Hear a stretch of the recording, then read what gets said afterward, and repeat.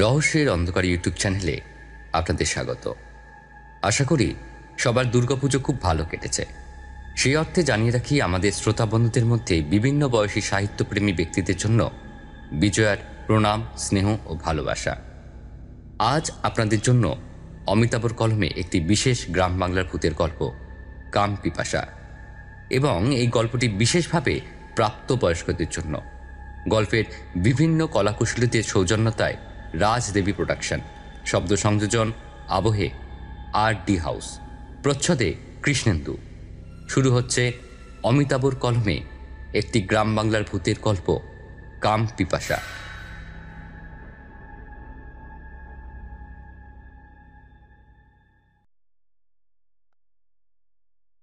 বছর 30-এর সুপুরুষ ছেলে সৌরভ একটা প্রাইভেট ফার্মে চাকরি করত। ওর পোস্টিং ছিল উত্তরাখণ্ডের রুদ্রপুরে। ভাগ্যক্রমে কলেজ ফ্রেন্ড সীমাও ওর অফিসে জয়েন করে। সৌরভ ও সীমা শিলিগুড়িতে একই কলেজে পড়ত। সীমা সুন্দরী, বুদ্ধিমতী। সৌরভ কিছুটা সাদাসিধে আর একটু লাজুক টাইপের ছেলে। কলেজ লাইফে দুজনের মধ্যে অল্প ভালো লাগা ছিল। কলেজ ছেড়ে যাবার পর 3-4 বছর দুজনের মধ্যে কোনো যোগাযোগ ছিল না। তারপর সৌরভ হঠাৎ একদিন জানতে পারল সীমা ওর অফিসে জয়েন করেছে। মনে মনে ভারী খুশি হলো সে। অফিসে কর্মসূত্রে ওদের কলেজ লাইফের ভালো লাগার বন্ধন আরো দৃঢ় হলো। বছর খানেক মেলামেশার পরেই দুজনে বিয়ে করে নিল। বিয়ের পর থেকেই দুজনে হানিমুনে যাবার কথা ভাবছিল, কিন্তু অফিসে কাজের প্রেসারে কোথাও ঘুরতে যাবার অবকাশই পাচ্ছিল না। শেষমেশ সীমা অনেক কষ্টে অফিস বসকে ম্যানেজ করে 3 দিনের ছুটি আদায় করেছিল। রুদ্রপুরে খুব গরম পড়ত, তাই ওরা রুদ্রপুর থেকে প্রায় 300 কিলোমিটার দূরে একটা হিল স্টেশনে যাবার প্ল্যান করল। জায়গাটা উত্তরাখণ্ডে খুব সুন্দর, মনোরম, সবুজ পাহাড় অরণ্য ঘেরা টুরিস্ট স্পট মুন্সিয়ারি। চারিদিকে বরফে ঢাকা উঁচু উঁচু পাহাড়ে ঘেরা মুন্সিয়ারি নববিবাহিতাদের হানিমুনে যাবার ফেভারিট ডেস্টিনেশন। সৌরভ আর সীমাও হানিমুনের জন্য মুন্সিয়ারি বেছে নিয়েছিল।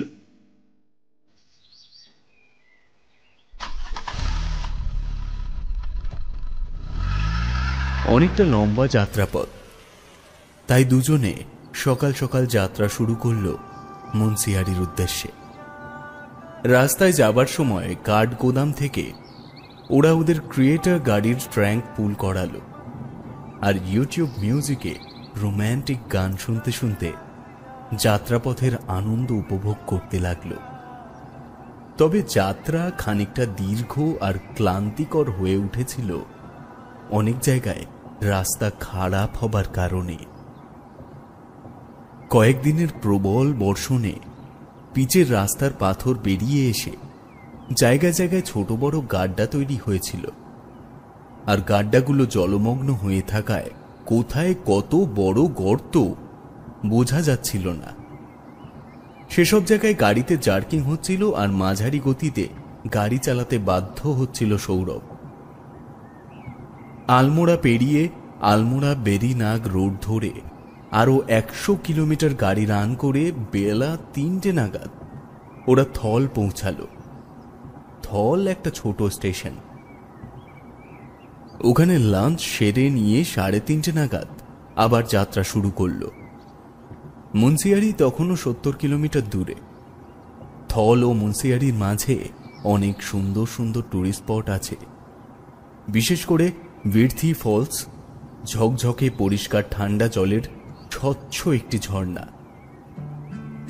তখন পড়ন্ত বিকেল, সূর্য পাহাড়ের পেছনে অস্ত যাচ্ছিল, কিন্তু পাহাড়ের উঁচু উঁচু শৃঙ্গে তখনও রোদ দেখা যাচ্ছিল।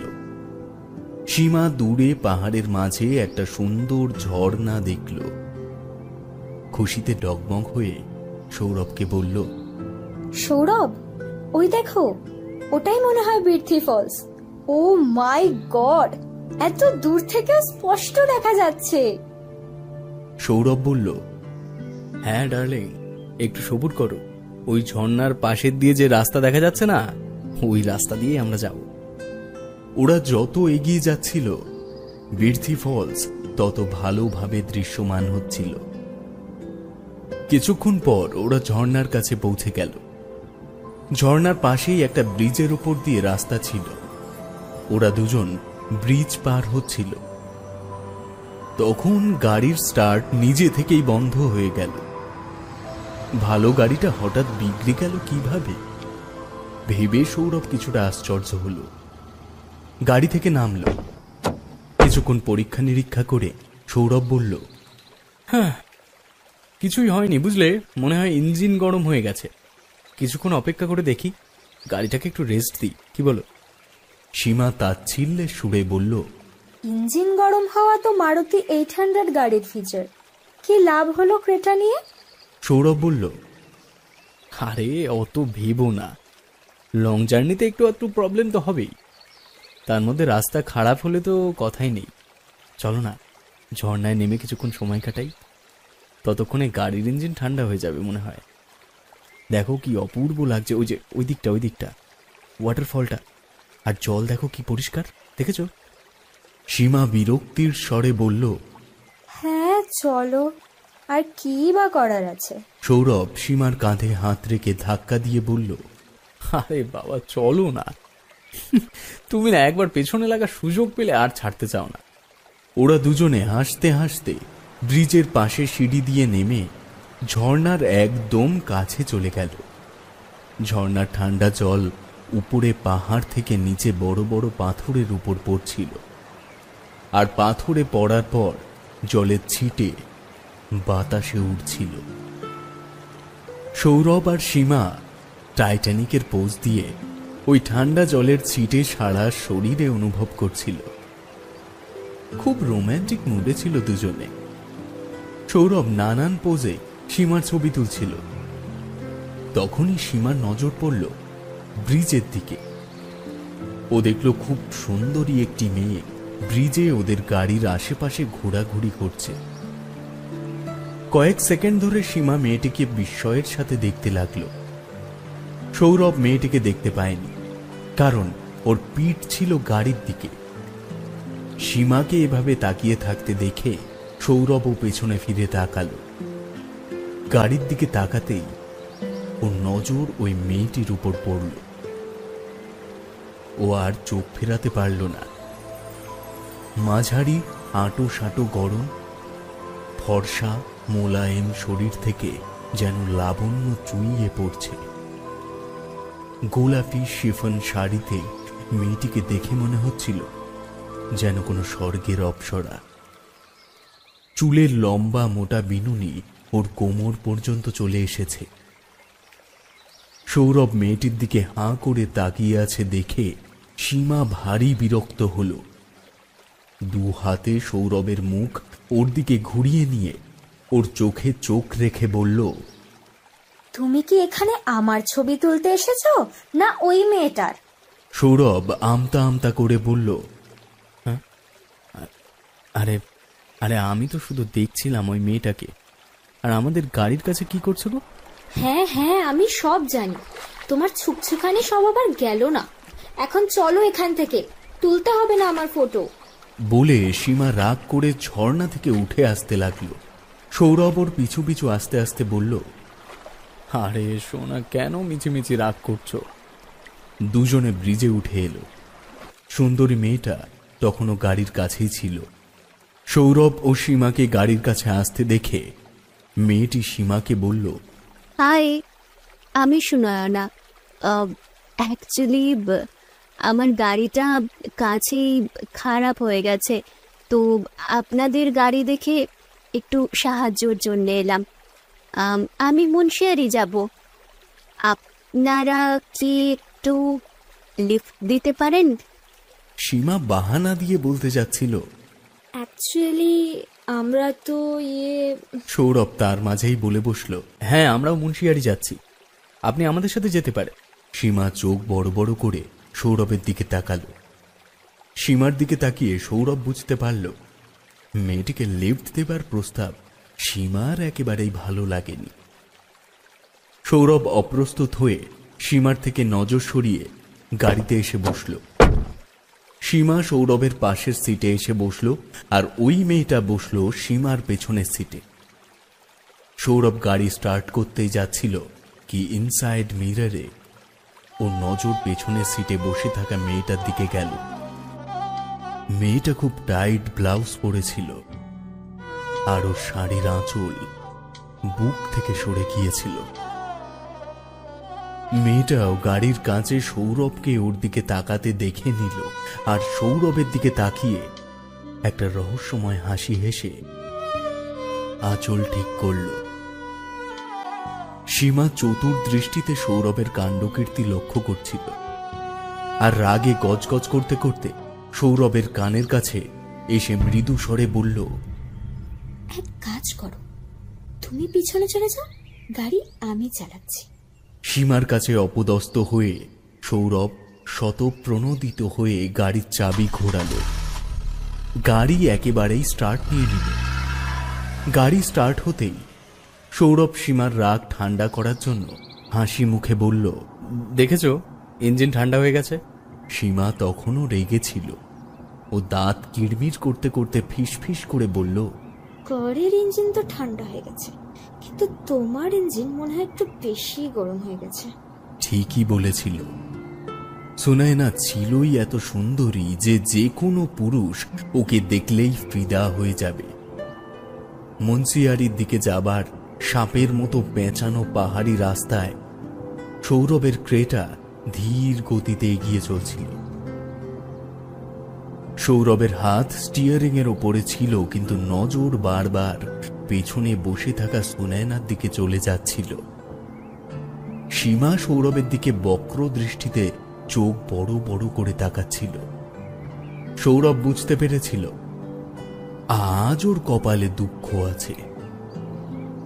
ধীরে ধীরে সন্ধ্যা নেমে অন্ধকার ঘনীভূত হতে লাগলো, আর ওরা মুন্সিয়ারির খুব কাছে পৌঁছে গেল। ঠান্ডা বাড়তে লাগলো, কেননা বরফে ঢাকা মুন্সিয়ারি খুব কাছেই ছিল। সীমা পিছন ফিরে সুনয়নাকে জিজ্ঞেস করল, আপনি কোথায় নামবেন? সুনয়না বলল, এই সামনেই একটা রিসর্ট আছে, ওখানেই যাব। কিছুক্ষণ পরে ওরা মুন্সিয়ারির একটা আলিশান রিসর্টের সামনে এসে দাঁড়ালো।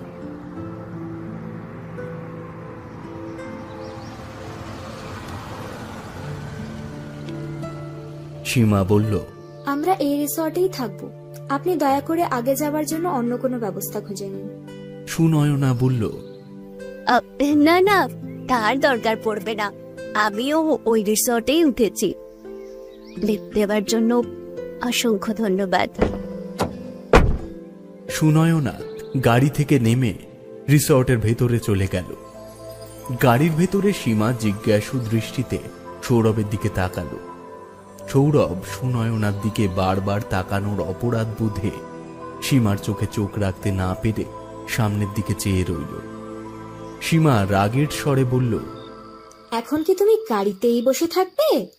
সৌরভ রিসর্টের ভেতরে ঢুকে গাড়ি পার্ক করল। ও জানতো মুখ ফসকে কিছু বলে ফেললেই সীমা অশান্তি শুরু করবে। ওরা গাড়ি থেকে লাগেজ বের করে রিসর্টের রিসেপশনে চলে গেল। ওখান থেকে রুমের চাবি নিয়ে ওদের রুমে চলে গেল। রিসর্ট আগে থেকেই অনলাইনে বুক করা ছিল। সৌরভ রুমে ঢুকে ওয়াশরুমে গিয়ে ফ্রেশ হয়ে নিল। ওয়াশরুম থেকে বেরিয়েই দেখল সীমা ডিনার অর্ডার করে ফেলেছে। কিছুক্ষণের মধ্যে গরম গরম খাবার চলে এলো। ডিনার খাবার সময় সৌরভ একটা কথাও বলছিল না। সীমা বলল, কি ব্যাপার, চুপ করে আছো কেন? তোমার স্বভাব আর যাবে না। কি স্বভাব? আবার জিজ্ঞেস করছো? তুমি ওই মেয়েটাকে লিফট দিতে গেলে কেন? আমি মানা করতেই যাচ্ছিলাম, তুমি মাঝখান থেকে ফস করে ওকে হেল্প করার জন্য অস্থির হয়ে উঠলে। অচেনা অজানা জায়গায় কেউ কাউকে লিফট দেয়? সুন্দরী মেয়ে দেখলেই আর হুঁশ থাকে না তোমার, না? আমি কোনো অজুহাতে ওকে অ্যাভয়েড করতে চাইছিলাম। না জানি ও কি ভাবছে আমার সম্বন্ধে। ও নিশ্চয়ই ভাবছে আমার মধ্যে হেল্প করার মানসিকতা নেই। তোমার ইচ্ছে থাকা সত্ত্বেও আমিই চাইনি তুমি ওকে লিফট দাও। আরে না না, এসব কিছুই ভাববে না। তুমি কি করে জানলে ভাববে না? তুমি কি অন্তর্যামী নাকি? তার উপর যে রূপসী দেখলাম, হয়তো ভাববে জেলাস হয়েই আমি ওকে হেল্প করতে চাইনি। উফ বাবা, তোমরা মেয়েরা কি কমপ্লিকেটেড সত্যি, মানে পারা যায় না এগুলো নিয়ে। তো সবাই তো আর তোমার মতো হাবাগোবা নয়। আচ্ছা, লিফট দিয়েছো, ভালো কথা, সে কথা নয় মানলাম, কিন্তু গাড়ি চালানোর সময় বারবার লুকিং গ্লাসে ওর দিকে তাকাচ্ছিলে কেন? সৌরভ এই কথার কোনো উত্তর দিল না, চুপচাপ খেতে থাকলো। খাবার শেষে কিছুক্ষণ টিভি দেখে দুজনে বেডে শুয়ে পড়ল। সীমা রাগ করে সৌরভের দিকে পিঠ দিয়ে শুয়ে থাকল। মনের মধ্যে তিক্ততা নিয়ে ওর ঘুম আসছিল না। হানিমুনে এসে বউয়ের সাথে মনোমালিন্য হওয়ায় সৌরভও স্বস্তি পাচ্ছিল না। সৌরভ সীমাকে ভালোবাসত, কিন্তু সুনয়না না জানি কি জাদু করে ওর মন প্রাণ দখল করে নিয়েছিল। সৌরভ চাইছিল সীমার কাছে ক্ষমা চেয়ে ওর মান ভাঙাতে, কিন্তু ওর মাথায় সুনয়নার কথাই ঘুরপাক খাচ্ছিল। টাইট ব্লাউজের মধ্যে থেকে উঁকি দিতে থাকা ক্লিভেজ, বুক থেকে খসে পড়া আঁচল আর মুখে লেগে থাকা মিষ্টি হাসি চোখের সামনে বারবার ভেসে উঠছিল।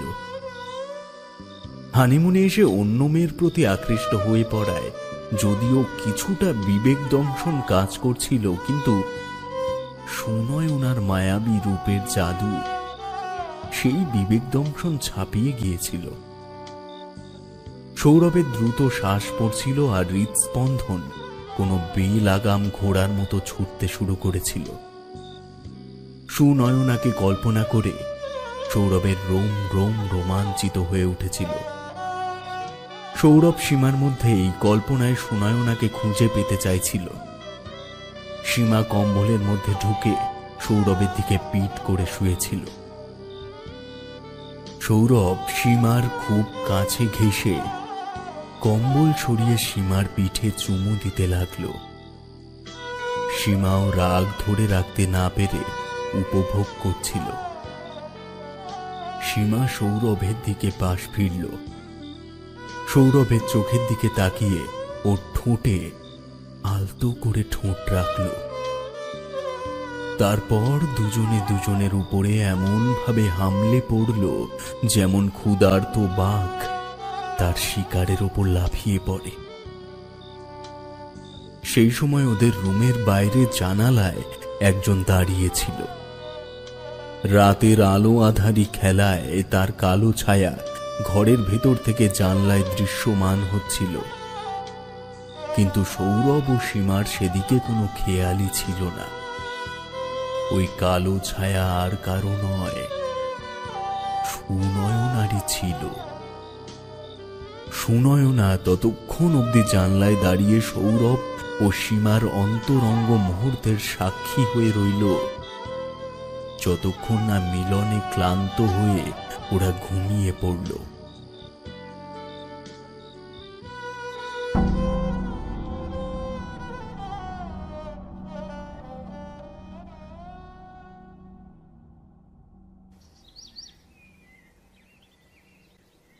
পরদিন সকালে যখন সীমার ঘুম ভাঙল, তখন সৌরভ পাশে ছিল না। ও ভাবল সৌরভ বোধহয় ওয়াশরুমে গেছে, কিন্তু ওয়াশরুমে দেখতে পেল না। তখন রুমের বাইরে গেল, দেখল সৌরভ কিছু দূরে চায়ের কাপ হাতে সুনয়নার সাথে কথা বলতে ব্যস্ত। ওদের দুজনের পিঠ সীমার দিকে ছিল, তাই ওরা সীমাকে দেখতে পায়নি। সীমার পিত্তি জ্বলে যাচ্ছিল। সৌরভকে ডাকলো, ও শুনতে পেল না। সৌরভ হাসতে হাসতে সুনয়নার সাথে গল্পে মশগুল ছিল।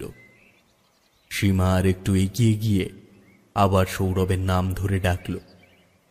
এবার সৌরভ শুনতে পেয়ে সীমার দিকে তাকালো। সীমাকে দেখে সৌরভের একটু রসভঙ্গ হল, কিন্তু সুনয়নার সামনে নিজেকে স্বাভাবিক রেখে বলল, এই সীমা, গুড মর্নিং। এই দেখো সুনয়না ম্যাডাম। উনি আমাদের পাশের ঘরেই উঠেছেন। সীমা সুনয়নার দিকে তাকিয়ে একবার আপাদ মস্তক ওকে পর্যবেক্ষণ করল।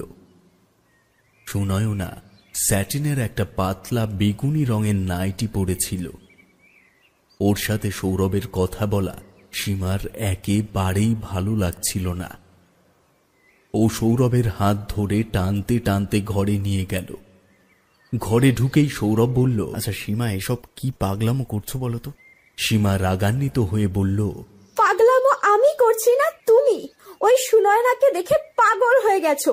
কাল থেকে দেখছি তুমি ওই সুনয়নার পিছনে পড়ে আছো। ও কি পড়েছে দেখেছো? হ্যাঁ, তুমি আর না দেখো? এই ঠান্ডার মধ্যেও পাতলা ফিনফিনে নাইটি পরে দাঁড়িয়েছিল তোমার সামনে। বেহায়া মেয়ে, এটুকু হুঁশ নেই একজন পরপুরুষের সামনে কি ধরনের পোশাক পরে আসতে হয়? সৌরভ বলল। সীমা, তুমি মিছিমিছি আবোল তাবোল ভাবছো।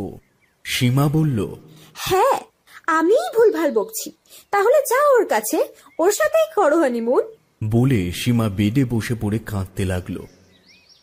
সৌরভ আত্মবিশ্লেষণ করে নিজের ভুল বুঝতে পারল। সুনয়না যেন এক অদৃশ্য সুতোর টানে ওকে নাচিয়ে যাচ্ছিল। নিজের উপর সৌরভের কোনো নিয়ন্ত্রণ কাজ করছিল না। সীমার কাছে ভুল স্বীকার করে মান ভাঙাতে ওকে জড়িয়ে ধরে চুমু খেল। সীমা আবেগঘন ভঙ্গিতে বলল, সৌরভ, আমি তোমাকে অন্য কোনো মেয়ের সাথে দেখতে পারবো না। Okay dear, I am sorry. আমি আর ওর সাথে কথা বলবো না, হয়েছে? কিছুক্ষণ পর সৌরভ ও সীমা রেডি হয়ে রুমের বাইরে এলো। ওদের ট্রেকিং এ যাবার পরিকল্পনা ছিল। বাইরে বেরিয়ে সীমা এদিক ওদিক দেখতে লাগলো। ওই বেহারা সুনয়না আশেপাশে কোথাও নেই তো। কোথাও দেখতে না পেয়ে স্বস্তির নিঃশ্বাস ফেলল সে। রিসর্ট থেকে ওদের গাড়ি নিয়ে বেরিয়ে মোটামুটি 10 কিলোমিটার গিয়ে ওরা খালিয়া দাঁড়ে পৌঁছালো। ওখান থেকে 8 কিলোমিটার পায়ে হেঁটে খালিয়া টপ পর্যন্ত ট্রেকিং করার প্ল্যান করেছিল। চড়াই রাস্তা একটু বিপজ্জনক ছিল, তবে আস্তে আস্তে পা ফেলে সাবধানে চললে খুব একটা মুশকিল নয়।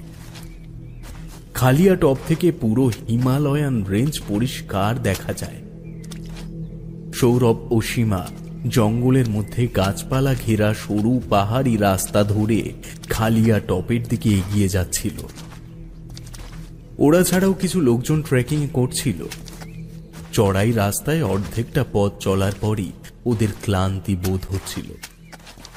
আগের দিনের লম্বা জার্নি আর রাতে দুজন অনেক দেরি করে ঘুমিয়েছিল, তাই ট্রেকিং করার সময় ওদের দম খাটো হয়ে আসছিল। ওদের সাথে চলতে থাকা বাকি লোকজন ওদের পেছনে ফেলে এগিয়ে গিয়েছিল। সীমা একটা পাথরের উপরে বসে হাঁপাতে হাঁপাতে বলল, সৌরভ, আরো এগিয়ে যাবে না এখান থেকেই ফিরে যাবে? সৌরভও পাথরের উপরে বসে দম নিতে নিতে বলল, ওফ বাবা, অর্ধেকটা পথ তো চলেই এসেছি। এত দূর যখন চলে এসেছি তখন বাকিটাও যাব। সৌরভ হাঁটুতে ভর দিয়ে উঠে দাঁড়ালো আর দুজনে আবার চলতে শুরু করল। চলার সময় সীমা খানিকটা পিছিয়ে পড়েছিল। আচমকা সীমার চিৎকার শুনে সৌরভ পেছনে ফিরে দেখল সীমা টাল সামলাতে না পেরে পড়ে গিয়ে পাহাড়ের ঢালে গড়াতে গড়াতে পাশেই খাদে গিয়ে পড়ল। এত অল্প সময়ের মধ্যে ঘটনাটা ঘটল যে সৌরভ সীমার কাছে ছুটে যাবার অবকাশই পেল না। একটু আগে হলে কোনো ক্রমে ছুটে গিয়ে সীমার হাত ধরে ফেলে ওকে পড়ে যাওয়ার থেকে বাঁচানোর চেষ্টা করত সৌরভ, কিন্তু সে সুযোগই পেল না। ও ভেবেই পেল না সীমা আচমকা পড়ে গেল কিভাবে। যে খাদে সীমা গিয়ে পড়েছিল সেটা খুব গভীর ছিল।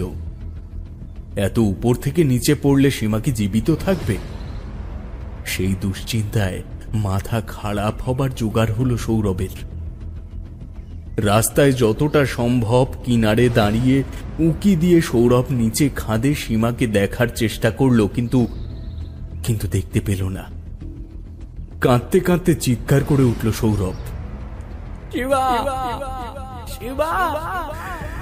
সীমা, কোথায় তুমি? আমার কথা শুনতে পাচ্ছ? সীমা! কোনো সাড়া পেল না। ওদের সাথে যারা ট্রেক করছিল তারা অনেকটা আগে চলে গিয়েছিল। সৌরভ হেল্প হেল্প বলে চিৎকার করছিল, যাতে আশেপাশে কেউ থাকলে সাহায্যের জন্য ছুটে আসে, কিন্তু কেউ এলো না। কিংকর্তব্য বিমূঢ় হয়ে মাথা চাপড়াতে লাগলো সৌরভ। ওই জঙ্গলে মোবাইলের নেটওয়ার্কও ঠিকঠাক আসছিল না। অনেকক্ষণ পর নিচে খাদ থেকে সীমার মৃদু কণ্ঠস্বর ভেসে এলো। আমি ঠিক আছি, উপরে আসছি। সীমার গলা শুনে সৌরভ যেন প্রাণ ফিরে পেল। সীমা খুব স্বচ্ছন্দভাবে ওই খাদ থেকে উপরে উঠে এলো।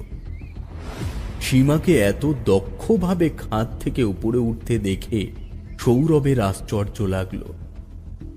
সীমার বিশেষ চোট লাগেনি দেখে তো আরো খুশি হলো। সীমাকে ফিরে পেয়ে সৌরভ আবেগে বুকে জড়িয়ে নিল। সীমা বলল, সৌরভ, চলো না রুমে ফিরে যাই। আমার দম ফুরিয়ে গেছে, আমি আর আগে যেতে পারবো না। সৌরভেরও আগে যাবার কোনো ইচ্ছে ছিল না। সীমাকে নিয়ে ওখান থেকে কোনো ক্রমে ফিরে যেতে পারলে বাঁচে। সীমার কথায় সায় দিয়ে উতরাই বরাবর নেমে এসে খালিয়াদার থেকে ওদের গাড়ি নিয়ে রিসোর্টে ফিরে এলো। রুমে ফিরে সৌরভ ওয়াশরুমে চলে গেল। তারপর ফ্রেশ হয়ে তোয়ালে দিয়ে মুখ মুছতে মুছতে বেরিয়ে দেখল সীমা একটা সেক্সি গোলাপি নাইটি পরে বেডে শুয়ে আছে। বড়ই লাস্যময়ী ভঙ্গিতে আঙুল দিয়ে ইশারা করতে করতে সৌরভকে কাছে ডাকছিল সীমা। সৌরভ প্রথমবার সীমাকে এমন কামুক ভঙ্গিমায় দেখল। সীমাকে এর আগে এত আকর্ষণীয় কখনো মনে হয়নি। সৌরভ উত্তেজনা সামলাতে না পেরে বেডে সীমার ওপর ঝাঁপিয়ে পড়ে ওকে বাহু বন্ধনে আবদ্ধ করে ফেলল। ওরা একে অপরের মাঝে মিশে গিয়ে এমন ভাবে আদিম খেলায় মত্ত হয়ে উঠল, যেমন নাগ নাগিনী পরস্পরকে জড়িয়ে ধরে সম্ভোগ করে। কিছুক্ষণ পর সৌরভের ফোন বেজে উঠল। ওরা দুজন কম্বলের মধ্যে ঢুকেছিল। সীমা বিরক্ত হয়ে কম্বল থেকে হাত বের করে সৌরভের ফোন পাশেই টেবিলের উপর রেখে দিল। কিছুক্ষণ পর আবার ফোন বাজল। সৌরভ সীমার সাথে বিছানায় এমন মত্ত ছিল যে ফোন রিসিভ করার কোনো ইচ্ছেই ছিল না। কিন্তু তৃতীয়বার যখন ফোন বাজল তখন ভাবল নিশ্চয়ই কোনো আর্জেন্ট ফোন হবে। ও কম্বলের ভেতর থেকে হাত বের করে টেবিলের ওপর থেকে ফোনটা কম্বলের মধ্যে টেনে নিয়ে ফোন রিসিভ করে ফোনটা কানে লাগালো। অপর প্রান্ত থেকে জোরালো কণ্ঠ ভেসে এলো। আমি মুন্সিয়ারি থানার ইনচার্জ বলছি। আপনার স্ত্রী হসপিটালে ভর্তি, অনুগ্রহ করে তাড়াতাড়ি আসুন। সৌরভ কম্বলের ভেতর থেকেই বলল, কি আবল তাবল বকছেন? আমার স্ত্রী আমার সাথেই আছে। ওই দিক থেকে আওয়াজ এলো, স্যার, আপনার স্ত্রী আমার সামনে হাসপাতালের বেডে বেহুশ হয়ে পড়ে আছে। বিশ্বাস না হলে ভিডিও কল করে দেখে নিন। এ কথা শুনে সৌরভ কম্বল ছড়িয়ে বেড থেকে উঠে দাঁড়ালো। আর যেই কম্বল সরালো ওর পায়ের তলা থেকে মাটি সরে গেল। ও দেখল যে সীমার সাথে ও এতক্ষণ ধরে সম্ভোগ করছিল সে সীমা ছিল না, সুনয়না ছিল। সুনয়নাও কোনো মানুষের আকারে ছিল না। ওর মুখটা ছিল মেয়ে মানুষের মতো, আর বাকি শরীরটা ছিল মোহিনী সর্পিনীর মতো। আর শরীরটা ছিল অর্ধস্বচ্ছ, যার ফলে শরীরের অভ্যন্তরীণ অঙ্গ প্রত্যঙ্গ দেখা যাচ্ছিল। ওর শরীরের ভেতরে অজস্র কীটপতঙ্গ অবাধে ছুটোছুটি করছিল। সুনয়নার সঙ্গম করতে করতে এত উন্মত্ত ছিল যে ওর খেয়ালই ছিল না যে সৌরভ ওর আসল চেহারা নিজের চোখে দেখছে। সৌরভ ভয়ে কাঁপতে কাঁপতে বিছানা থেকে নিচে নামলো আর খুব সাবধানে পা ফেলে পেছোতে পেছোতে রুম থেকে পালাতে চাইল, যাতে সুনয়না জেগে না যায়। তখনই টেবিলের কোনায় ধাক্কা লেগে জলের গ্লাস নিচে পড়ে গেল, আর সেই শব্দে বিছানায় পড়ে থাকা সুনয়না সম্বিত ফিরে পেল। হুঁশ ফিরে পেতেই সুনয়না পরিপূর্ণ নারী অবয়ব ধারণ করল। সুনয়নার শরীরে কোনো কাপড় ছিল না। ও পাশেই পড়ে থাকা নাইটিটা পরে নিল আর সৌরভের কাছে এসে বলল, সৌরভ, আমার কাছে আমি কিচ্ছু চাই না, শুধু আমার শরীরের খিদেটা মিটিয়ে দাও। আমি তোমার কোনো ক্ষতি করবো না, বিশ্বাস কর। বলে আকুতি নিয়ে ও সৌরভের দিকে অগ্রসর হতে লাগলো। তখনই সৌরভের রুমের দরজায় প্রবল পদাঘাত। রুমের দরজা ভেঙে একদল পুলিশ ইন্সপেক্টর ও একজন বয়স্ক পুলিশ কনস্টেবল প্রবেশ করল। দুজনের হাতেই পিস্তল ছিল। কনস্টেবল সুনয়নাকে দেখে বলল, তুই আবার চলে এসেছিস ডাইনি? সুনয়না কনস্টেবলের দিকে তাকিয়ে জোরে বিকট স্বরে চিৎকার করে উঠল। কনস্টেবল ও ইন্সপেক্টর দুজনেই সুনয়নার ওপর গুলি চালালেন। গুলি লাগতেই সুনয়নার শরীর আগের মতো অর্ধস্বচ্ছ হয়ে গেল আর জল ভরা বেলুনের মতো ফেটে গেল। অজস্র ছোট বড় কীট পতঙ্গ ওর শরীর থেকে মেঝেতে ছিটকে পড়ে দ্রুত গতিতে ছুটতে ছুটতে বেড, টেবিল আর আলমারির নিচে চলে গেল। সৌরভ চটপট পোশাক পরে নিল। পুলিশ ইন্সপেক্টর সৌরভকে বললেন, হ্যালো, আমি ইন্সপেক্টর প্রবীণ। আপনি কি জানেন যার সাথে এতক্ষণ সম্ভোগ করছিলেন সে কে? সৌরভ কাঁপা কাঁপা গলায় বলল, কে? ইন্সপেক্টর বললেন, যক্ষিণী। ও সুন্দর সুপুরুষদের ভুলিয়ে ভালিয়ে নিজের কাম বাসনা তৃপ্ত করে। সৌরভের তো পুরো চক্ষু চড়ক গাছ। ওর হাত পা ঠান্ডা হয়ে গিয়েছিল। প্রকৃতিস্থ হতে খানিকক্ষণ সময় লাগলো। পুলিশ অফিসার আর কনস্টেবল সৌরভকে নিয়ে রুমের বাইরে এলেন। বাইরে অন্ধকার নেভে এসেছিল। আর দেরি না করে পুলিশ জিপে চড়ে সৌরভ হাসপাতালের দিকে রওনা হলো। যেতে যেতে ইন্সপেক্টর বললেন, ভাগ্য ভালো, সময় থাকতে আপনার স্ত্রী থানায় ফোন করে আমাদের ইনফর্ম করেছিলেন। আমরা প্রথমে আপনার স্ত্রীকে খাদ থেকে উদ্ধার করে হাসপাতালে ভর্তি করি, তারপর আপনাকে ফোন করি। সৌরভ বলল, কিন্তু আপনারা জানলেন কি করে আমি যক্ষিণীর খপ্পরে পড়েছি? ইন্সপেক্টর গাড়ির স্টিয়ারিং এ বসা কনস্টেবলের দিকে ইশারা করে বললেন, ইনি কনস্টেবল দিলীপ। ইনিও আপনার মতো যক্ষিণীর শিকার হতে হতে বেঁচেছিলেন। কনস্টেবল বললেন, 20 বছর আগে ওই যক্ষিণী আমাকে ও রূপের জাদুতে ভুলিয়েছিল। তখনও ও এমনই সুন্দরী ও যৌবনবতী ছিল। ইন্সপেক্টর কনস্টেবলের দিকে ইঙ্গিত করে বললেন, ইনি যৌবনকালে দিলীপ কুমারের মতোই দেখতে ছিলেন, সেই জন্যই তো যক্ষিণীর নজর এনার উপরে পড়েছিল। আপনার স্ত্রী হাসপাতালে ঘোরের মধ্যে আপনার আর সুনয়নার নাম উচ্চারণ করছিলেন। উনি বারবার ঘোরের মধ্যে বলছিলেন যে সুনয়না ডাইনি, ওর হাত থেকে আমার স্বামীকে বাঁচাও। এরপরেই দিলীপ বাবু ঘটনা আন্দাজ করে ফেলেন আর উনিই বলেন আপনার জীবনে ঝুঁকি হতে পারে। তারপরেই আমরা আপনার রুমে অভিযান চালাই। সৌরভ বলল, স্যার স্যার আমার স্ত্রী ঠিক আছে তো? পুলিশের জিপ হাসপাতালের সামনে এসে দাঁড়ালো। ইন্সপেক্টর বললেন, হ্যাঁ, এখন উনি ভালো আছেন। এরপর থেকে ওনার ব্যাপারে আরো সজাগ থাকবেন প্লিজ। যান, আপনার স্ত্রীর কাছে যান, আমরা আসছি, আমাদের কাজ আছে।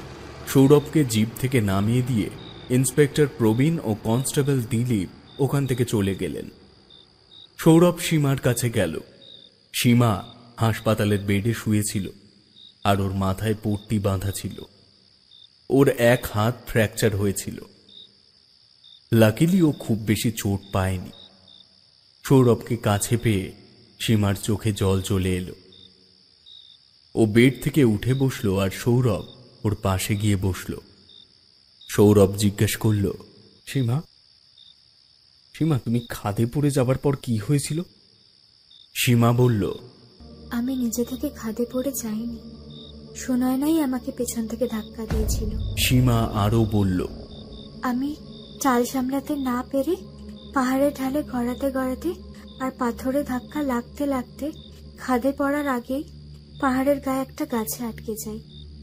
আমার মাথায় প্রচন্ড চোট লেগেছিল, যার ফলে আমি বেহুশ হতে যাচ্ছিলাম। তুমি উপর থেকে আমার নাম ধরে ডাকছিলে, আমি শুনতে পাচ্ছিলাম, কিন্তু আমার কথা বলার ক্ষমতা ছিল না। গলা থেকে আওয়াজই বের হচ্ছিল না। আবছা আবছা মনে পড়ছে, আমি বেহুশ হয়ে যাবার আগে সুনয়না পাহাড়ের গা বেয়ে বেয়ে সাপের মতো চলতে চলতে আমি যে গাছে আটকেছিলাম তার সামনে এলো। আমাকে অসহায় জখম অবস্থায় দেখেও ওর বিন্দু মাত্র দয়া হলো না। চোখ বড় বড় করে ক্রূর দৃষ্টিতে আমার দিকে তাকালো। দেখতে দেখতে আমার চোখের সামনে ও আমার রূপ ধারণ করলো। তারপর আমার দিকে তাকিয়ে বিদ্রুপাত্মক হাসি হেসে পাহাড়ের গা বেয়ে গড়িয়ে গড়িয়ে চলতে চলতে উপরে উঠে গেল। আমার চোখের সামনে আধার ঘনিয়ে এলো আর আমি জ্ঞান হারিয়ে ফেললাম। যখন হুঁশ ফিরল তখনও আমি ওই গাছেই আটকে ছিলাম। আমার এক হাত ভেঙে গিয়েছিল, আরেক হাত দিয়ে ফোন করে দেখি ফোনের ডিসপ্লে ভেঙে গিয়েছিল, তাই তোমাকে কল করতে পারিনি। আমি ফোনের পাওয়ার বাটন দুবার প্রেস করলাম, তাতে ইমার্জেন্সি কল লেগে গেল। তারপর পুলিশ ডিপার্টমেন্টের কাছে অ্যালার্ট গেলে পুলিশ অফিসাররা লোকেশন ট্র্যাক করে আমার কাছে পৌঁছালো আর পর্বতারোহীদের সাহায্য নিয়ে আমায় উদ্ধার করেন। ওরাই দায়িত্ব নিয়ে আমায় হাসপাতালে ভর্তি করেছিলেন। ওরা এগিয়ে না আসলে আমি কিছুতেই পাহাড়ের খাদ থেকে বেঁচে ফিরতাম না। সৌরভ অশ্রু ভেজা চোখে সীমাকে দেখতে লাগলো, কিছুই বলতে পারল না। সীমা বলল, সুনয়না তোমার সাথে খারাপ কিছু করেনি তো? সৌরভ সীমার মাথায় হাত বুলিয়ে দিল আর চুমু খেয়ে ওকে বুকে জড়িয়ে ধরল। ওদিকে পুলিশ ইন্সপেক্টর প্রবীণ ও কনস্টেবল দিলীপ পুলিশের জিপে বাড়ি ফিরছিলেন। রাত অনেক হয়ে গিয়েছিল, দুজনেই মদ্যপান করেছিলেন। ইন্সপেক্টর প্রবীণ বললেন, আচ্ছা দিলীপ বাবু, একটা কথা বলুন দেখি। যক্ষিণীর সাথে সম্ভব করে নিশ্চয় খুব মজা পাওয়া যায়, কি বলেন? যক্ষিণী দেখতে তো অপ্সরার থেকে কম নয়। জিপ চালাতে চালাতে কনস্টেবল দিলীপ বললেন, হ্যাঁ স্যার, চরম সুখের অনুভূতি পাওয়া যায়, কিন্তু যক্ষিণীকে তৃপ্ত করা কোনো পুরুষের কর্ম নয়। তখনই ইন্সপেক্টর প্রবীণ আতঙ্কিত হয়ে উঠলেন। আরে গাড়ির মধ্যে এইসব কি? এ আমার পায়ের নিচে সব কি ঘোরাঘুরি করছে? আচমকা পুলিশের গাড়িতে কোত্থেকে অজস্র কীটপতঙ্গ চলে এলো। কনস্টেবল দিলীপ গাড়ি থামানোর চেষ্টা করলেন, কিন্তু গাড়ি থামল না। সব পোকামাকড় গাড়ির পেছনে সিটে গিয়ে জড়ো হয়ে একটার উপর আর একটা চড়তে লাগলো আর ধীরে ধীরে কীটপতঙ্গের পাহাড়ে পরিণত হলো। দেখতেই দেখতে ওই কীটপতঙ্গের স্তূপ এক নারীর রূপ ধারণ করল। ওই নারী ছিল সুনয়না। ভয়ে কাঁপতে কাঁপতে ইন্সপেক্টর প্রবীণ ও কনস্টেবল দিলীপ সুনয়নার দিকেই তাকিয়েছিলেন। সুনয়না বড় মুখ হাঁ করে বিকট স্বরে চিৎকার করে উঠল। ওই প্রবল চিৎকার যে কোনো মানুষের হৃদস্পন্দন বন্ধ করে দিতে পারে। কনস্টেবল দিলীপের হাত পা ভয়ে পাথরের মতো রিজিট হয়ে গেল। পুলিশের জিপ নিয়ন্ত্রণ হারিয়ে ইন্সপেক্টর ও কনস্টেবলকে নিয়ে খাদে গিয়ে পড়ল। শরীর ক্ষুধার তাড়নায় অতৃপ্ত সুনয়না আজও জীবিত আছে। আজও শিকারের সন্ধানে এখানে ওখানে ঘুরে বেড়াচ্ছে।